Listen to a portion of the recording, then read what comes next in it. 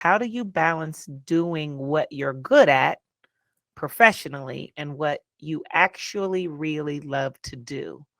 Are they the same thing? And if they aren't, how do you bridge the gap? Whoo, what a goodie. Okay. So this answer for me is different today than it has been in the past. I will say for sure. Thank you. Love the hat. Thank you. I'm trying to stay warm. I will say that I definitely struggled at times trying to figure this out. And they say do what you love and you won't work a day in your life. However, some folks are doing what they love and they're really broke. And I say that with all due respect. I think that being able to take care of your family and have what you need is an important part of life. And so, you know, what I have done over the years, especially starting out as a social worker, right? That was clearly a passion decision.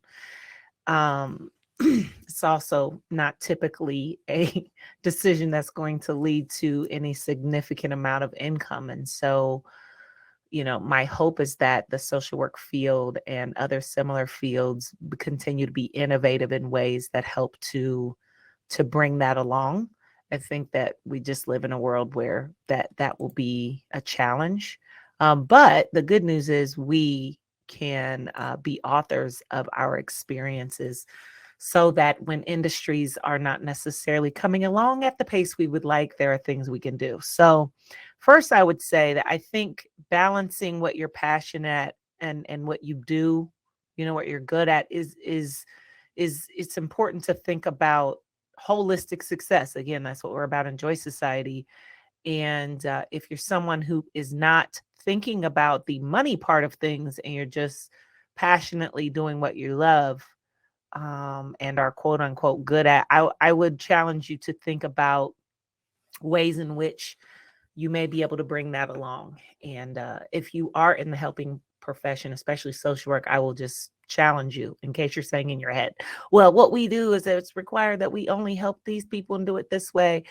Uh, Social work is all around, right? So there's a lot we can do to balance those scales, if you will.